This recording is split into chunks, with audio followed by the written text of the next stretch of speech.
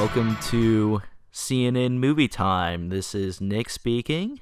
And this is Curtis, and for the first time, well, this is our second episode, but it's going to be a rare occasion, we are in person. I can high-five you right now. That was a high five heard in person.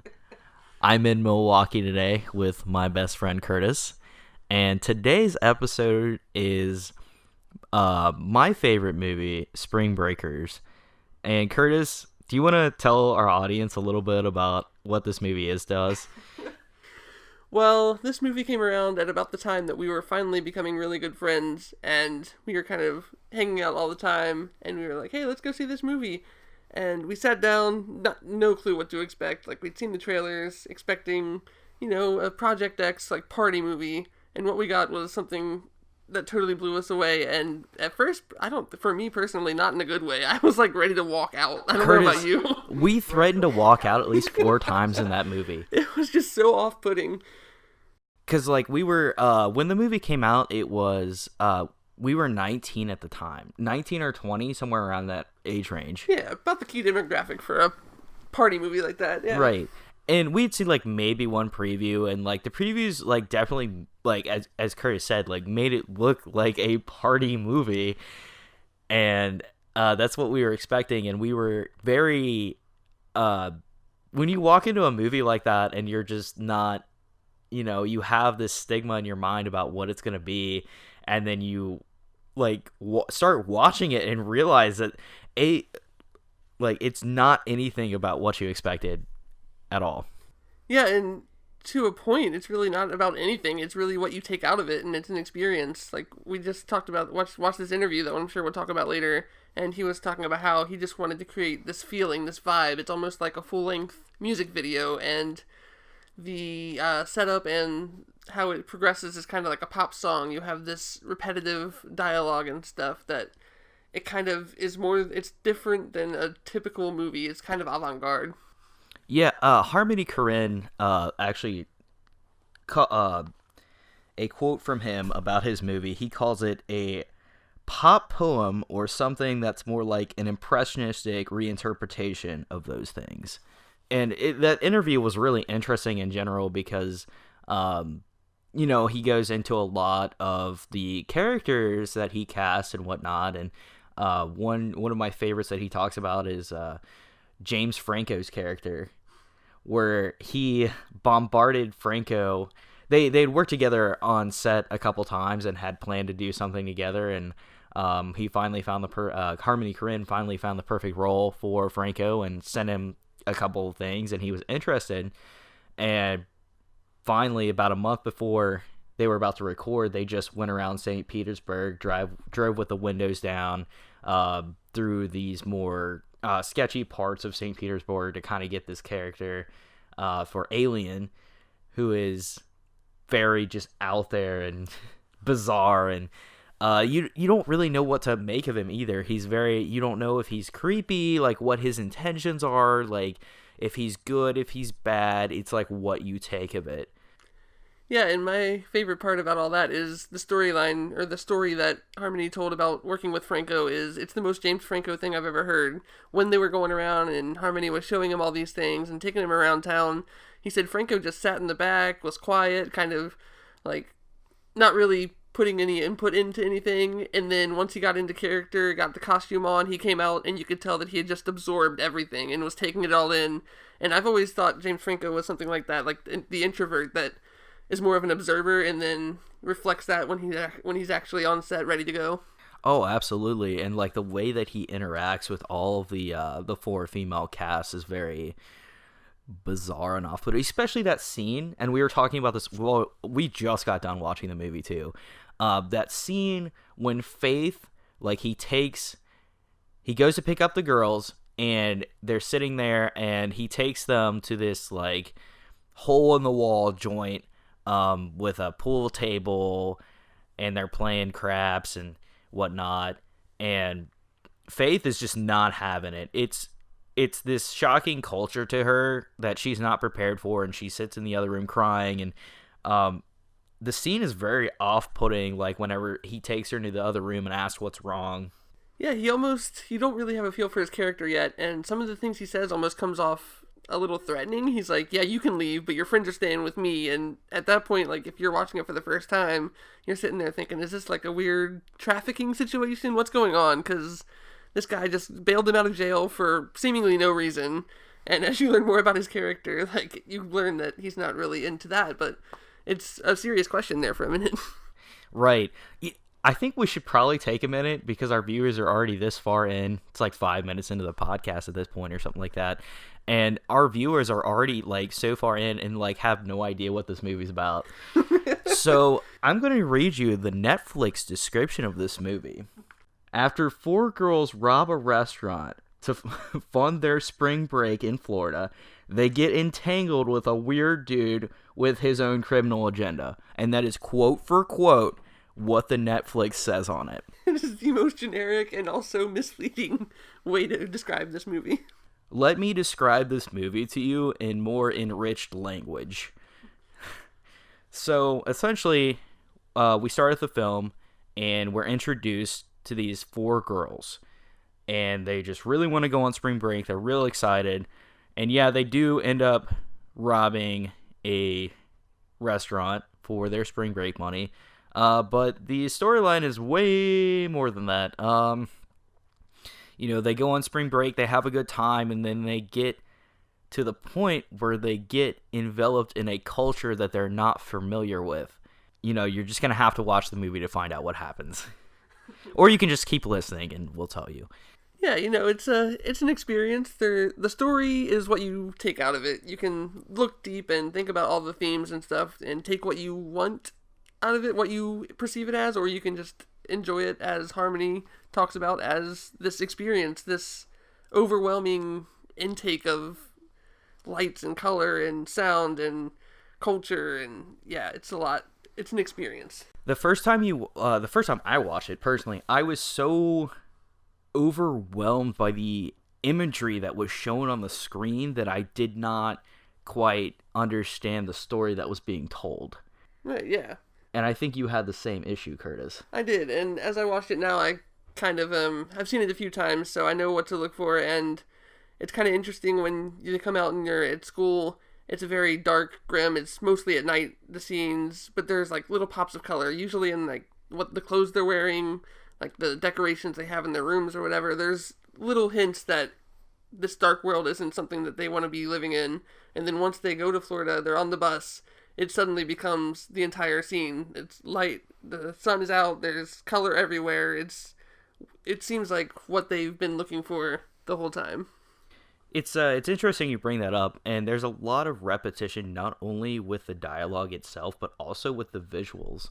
Like, the very first thing you see in the movie, whenever the credits come up, is this slow motion overwhelming party scene with Skrillex playing over top of it.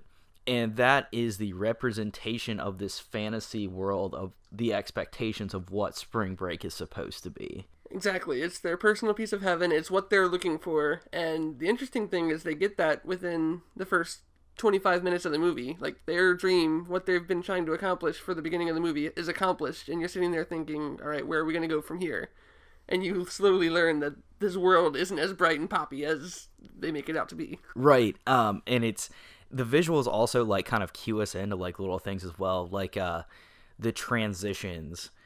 For instance, the first time you meet Alien, there's a couple visual cues that you're kind of hinted towards where the camera looks kind of like a VCR almost type of shot a couple times, and then he comes up. And then you keep seeing that for a little while, like while he's on stage, and it kind of shows this like grittier version of Spring Break and kind of I'm not even sure what to call that actually. It's a more handmade, less fantastical version of the party scenes that we've been seeing so far, is what I took. Right. Like the scenes beforehand were more of like euphoric. They're very brightly colored. A lot of that time, Faith, you hear this repetition from Selena Gomez's character, Faith, about how wonderful it is down there, how she wants to bring her grandma. She's going to take her grandma to spring break. Let that sink in for a minute, guys. And, it's this, oh, this is so wonderful, this is so great. And then, we see Alien's character, and then that last party scene, it gets real bizarre and real funky looking, and it actually flashes forward to the girls in the back of the cop car, and the foreshadowing. Yeah, it's definitely a visual experience for sure. So let's talk about the character of Alien, because that is something we can dive into.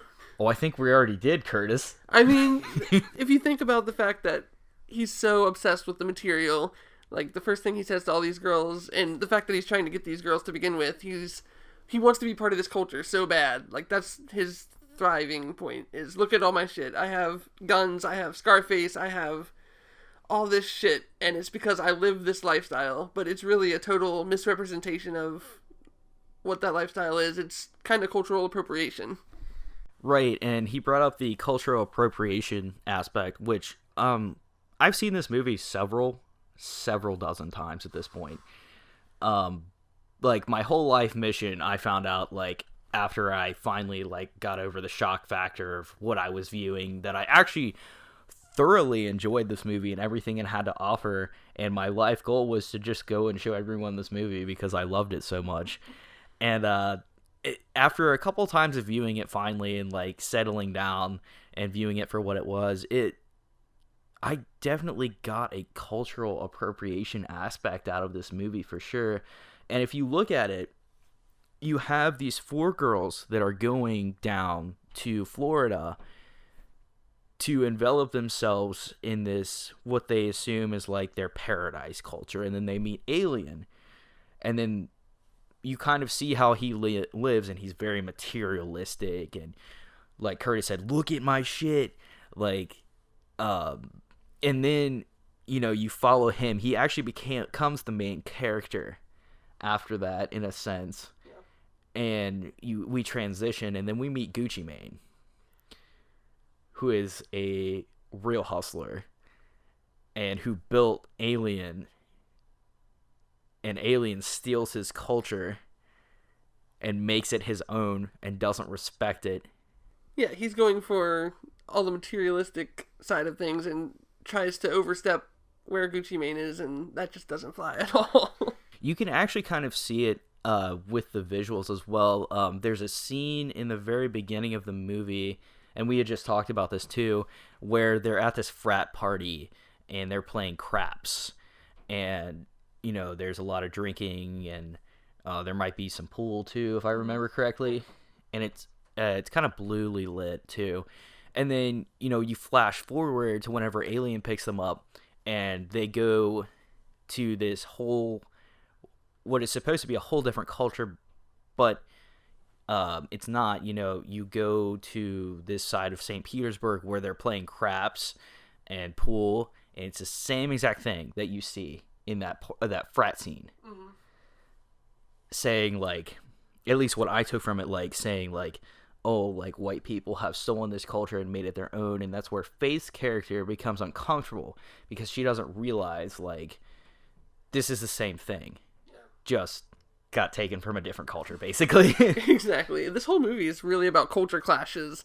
Like, even the music, you have the dubstep, like, party music going, and then it transitions into, like, a more symphonic score, and at the end it kind of meshes both together. We have a symphonic version of the Skrillex song. That ending, the whole ending composition is so beautiful. Just the way it's shot and everything, the colors, it's so surreal. And even going into the end scene, I'm going to ruin this here for you who haven't seen the movie. So essentially, Alien has betrayed Gucci Mane, and Gucci Mane threatens him, and he shoots one of the girls in the arm. She goes home, and so Alien decides he's going to get him back. So he's going to go kill him. He says, I'm going to go kill my best friend. So he goes with the 2 remaining girls to go kill Gucci Mane. It's the way it's shot is almost like a Grand Theft Auto scene. Yeah, it's almost like a video game, and they reference that in the movie a couple times, saying, like, something about how it's like a video game, coming out of a video game. You just got to think of it like a video game. That's what it was when they were robbing the restaurant. Right. And we'll get to that scene here in a second too, but you know, like the whole entire end of the movie, like it's so like brightly neon colored, and going into it, James Franco's character Alien is talking about how it feels like a dream, and then he immediately gets dropped, and it's almost like you don't even care, like, and you keep moving on with these two girls that are kill shotting, like one shot kill shotting all of Gucci Mane's like posse. Yeah, his crew just gets wiped out by these two girls from, I don't know, I think one of their sweatshirts said Kentucky University at one point.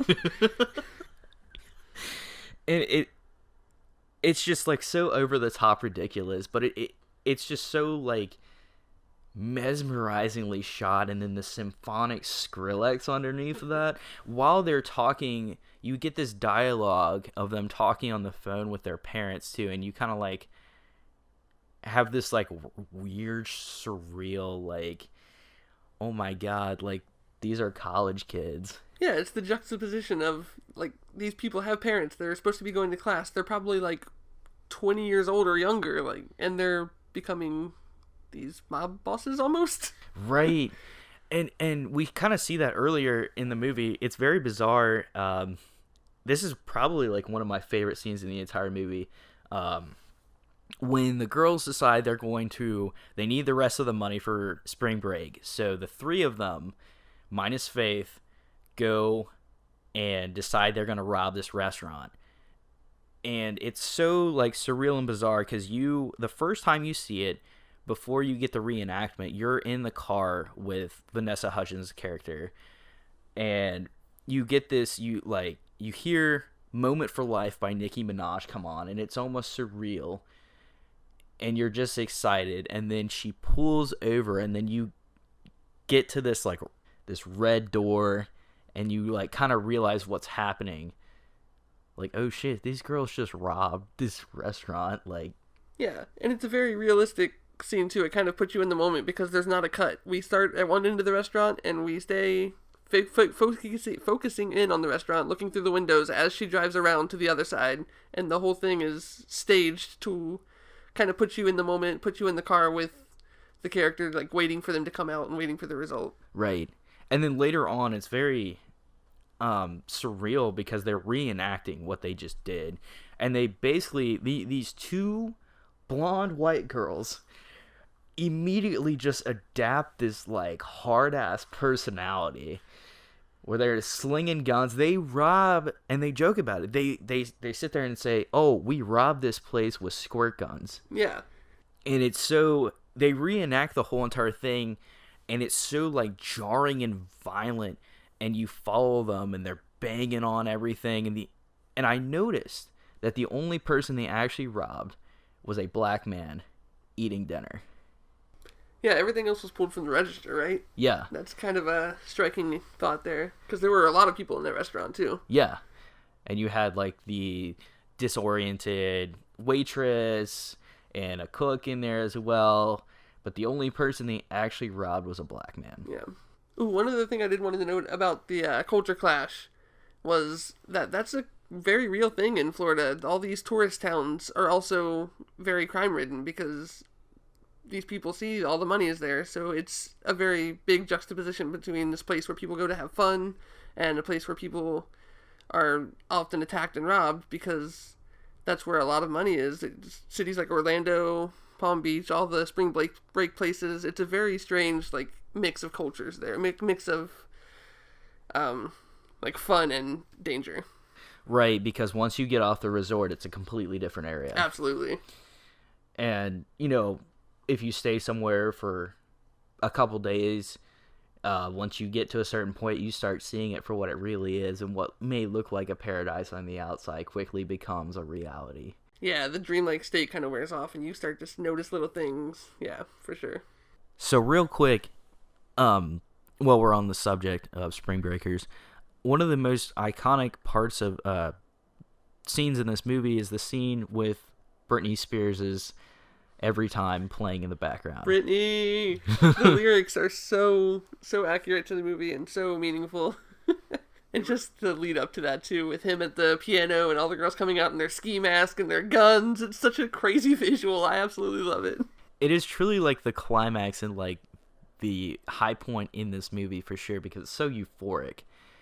There's no like real repercussions up until this point and anything like that, and they have this bond with James Franco's character Alien, where they're all a unit. The four of them are a unit, and they interact together, and they've been working together for a little bit now, or they're starting to work together to actually rob tourists.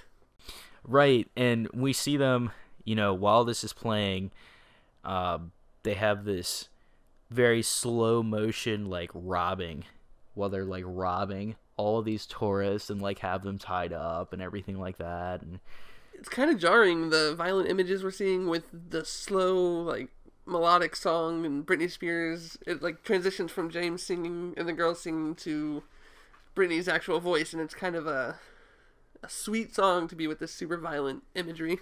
Harmony Korine quoted on the Britney Spears song, he said he had this sequence and had been wanting to use it at some point, and then it just clicked for him. He said, and I quote, "On the surface, it's a very glossy and poppy kind of slightly morose and beautiful without any kind of air and surface pop ballad, but underneath it felt like there was this menace to it and something that was more violent." Yeah, and that kind of sums up the entire movie. Look at these women going from school, just going to party, and quickly becoming these totally violent and aggressive criminals. Right. I think it's probably a good point to wrap this one up. Cool. I think we covered a lot of it. I highly, highly, highly recommend watching this movie multiple times for sure. It's definitely a repeat viewing, because the first time you're just going to be overloaded. It's going to be just so much coming at you at once, so you need to give it a second, third, fourth chance. Right. 4 whole chances. It's definitely worth a couple shots for sure. Probably one of the most beautifully orchestrated pieces of art that I've seen in a very long time, and like Harmony Korine says, it very much so is a impressionistic interpretation, and very much so like a poem, like a visual poem that you follow. Yeah, it's a bunch of snapshots of this town at this time and all the different cultures blending and things you would see presented as a feature-length movie. Absolutely. With the killer soundtrack, I might add. Oh, the soundtrack and the sound in general. The transitions from sound are absolutely incredible and move the story along and pair very well with the visuals. Yeah. Well, I think that's about time to wrap things up here. Thank you so much for joining us this week on CNN Movie Time. I would like to take a minute to thank our friends at Slow Glows for letting us use their music, and if you get a chance, please check out their albums on Spotify. Yeah, Slow Glows is great. I really enjoy their music, and we've worked with them a couple times, especially in school, and we're good friends with Kelly, so. Well, thank you so much, and we will see you next week. Thanks, guys.